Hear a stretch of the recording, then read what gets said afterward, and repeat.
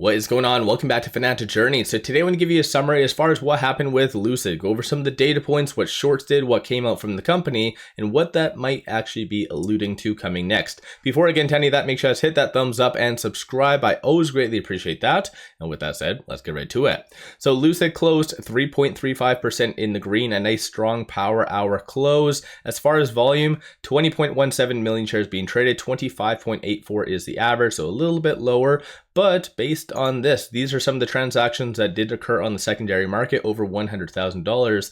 And near the tail end of the day, there was some pretty big buys, such as 11 million, 2 million, 2.35 million. So I think just the frequency was down, but big money was still getting in. But oddly enough, when it comes down to the dark pool, it was rather quiet in comparison to other days. So I'll give you an overview of what shorts did and everything else, because unfortunately, shorts tend to use the dark pool for their own discretion. Short score is currently 83.62, utilization is 95.23%. As far as looking here, shorts did increase 943,000 shares, 24.99% of the free flow is being shorted, and ultimately 219.78 million shares overall being shorted. Cost to borrow average is kind of a little bit lower in comparison to yesterday, so 12.63% is that cost to borrow average. But one thing to note, Interactive Broker short availability, as of right now, there's around 850,000 shares that is available to be shorted. So like I've indicated on previous videos, they are kind of running out of ammunition. And plus there was an article that did come out that said that Lucid could potentially squeeze if they come out with a fairly good catalyst, because as it stands right now in comparison to a lot of the other EVs, shorts are kind of overextended. But that's just my own opinion, of course, not a financial advisor.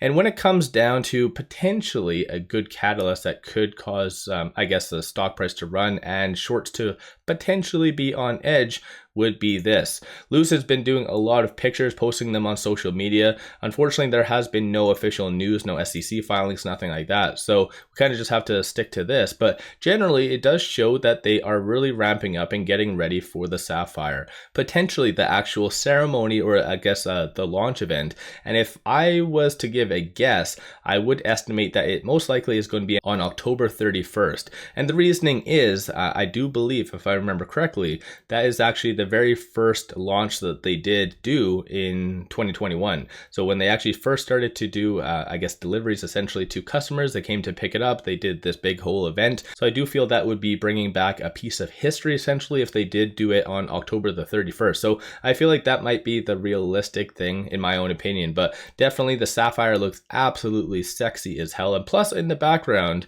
you can kind of see some gravities. So once again, I think that's also something to look forward to potentially for next month, because this month, so October, is going to be the Sapphire launch and November is going to be the Gravity launch. And so far, based on Lucid in 2023, they have been on track for everything that for every milestone ultimately. So I feel like both launch events are going to be as scheduled. One thing I just wanted to share with you, and obviously I've brought this up in the past because I'm a very big fan of expansion across Europe and even more so Germany. So there was this video that was posted on, looks like Twitter, and I don't know, I've never actually seen this. It must be fairly recent because they do talk on Dusseldorf. Again, hopefully I'm not saying I'm butchering a lot of these names, but they do talk on how they currently have Munich and Dusseldorf, and that they are thinking of adding potentially in the future Frankfurt, Hamburg, Berlin, and Stuttgart. Again, I'm really bad with names, but I'm going to play this quick video. It's about 1 minute and 18 seconds long. Definitely, I absolutely love hearing the expansion stories for Lucid. But without further ado, let's get right to it. Peter Rawlinson, CEO and CTO of Lucid Motors. What do you expect from this Lucid site here in the German city of Düsseldorf? Well, I think that Düsseldorf is renowned as a centre of design and forward-looking culture that is very receptive to new products and designs. So I think this little piece of California will resonate with the psyche of the people here, and I think this will be a beacon of light for Lucid in the greater Ruhr area. Are there any plans to enter other German cities besides Munich and here Düsseldorf? For example, Hamburg, way up in the north? Oh yes, I mean we have Munich now and Düsseldorf, and there are really 6 big locations. We have to think of Frankfurt, Hamburg, Berlin, Stuttgart as well. Why is the Lucid Air, the car that we are standing in front of, the right car for German customers, in your opinion? I think it's the Autobahn king. With stability, high-speed capability. It's the only EV that really can rule the Autobahn. Peter Rawlinson, thank you very much. Thank you. So one thing I really liked from that is that they call it the Autobahn King. I think they should just rename it that. That would be iconic. So once again, I think that's fairly good. And like I've mentioned in the past, the expansion for Lucid across wherever there is demand is absolutely on point. So I do feel even by this time next year, there's going to be so many more studios across Europe. And like I've indicated, most likely as well in London fairly soon.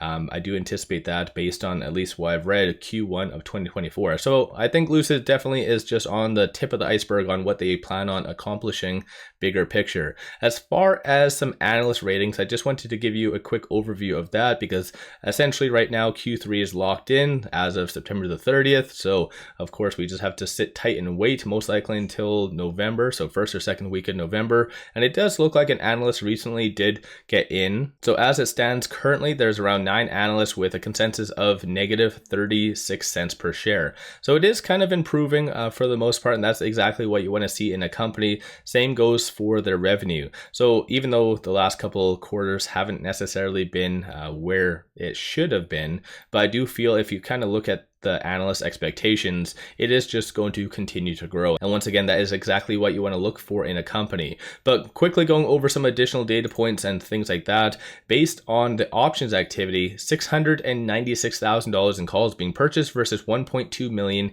in puts. But the majority of the puts are near the tail end of the day for whatever reason. So if you want to subtract that, then of course today was fairly optimistic. If you are overall bullish on Lucid and looking as far as the call options, this shows all the strike prices, expiry dates. Based on this, it is anticipated to be roughly between the 550 and 650 range now. So a little bit more optimistic because I did a video, I believe a couple days ago, and it was only anticipated to kind of reach a peak of around $6. So a lot more optimism when it comes down to Lucid. And as far as puts, so meaning if you are bearish, it is still anticipated to be roughly around sub $5 or 450. So let me know your thoughts on that in the comments below. But as far as looking on the actual technicals and things, right now with it at $5.56, it is between this S1 and the pivot. So $5.10 is going to be that very strong support, and $5.67 is going to be that strong resistance. So most likely tomorrow, I do anticipate it actually breaking above this pivot. So that's something for you to watch for, $5.67. And quickly going over here, I kind of posted this as well on Twitter, but looking as far as the Trading Central and just looking at the technicals. So a lot of people do like the Elliott waves, some people don't. Based on this, assuming it does actually stay above the pivot point of $5.20, it is anticipated to go roughly between the 629 and 650 range in the short term. So that's something just to keep in mind, a little bit more optimistic when it comes down to the technicals. But over and above that, on a side note, if you are looking for a lot of good compiled information such as this, take a look at Interactive Brokers, completely free to have all of this. Link in the description below and also the comments. But as far as looking at some good indicators that I like to look at, momentum shows number of retail investors were starting to get back in today. Stochastic is currently at 48. There is no defined trend though, so it's kind of in the middle ground. I do feel that as it starts to transition from the lower to the higher percentile of the Bollinger Band, this is where you could see a pretty big breakout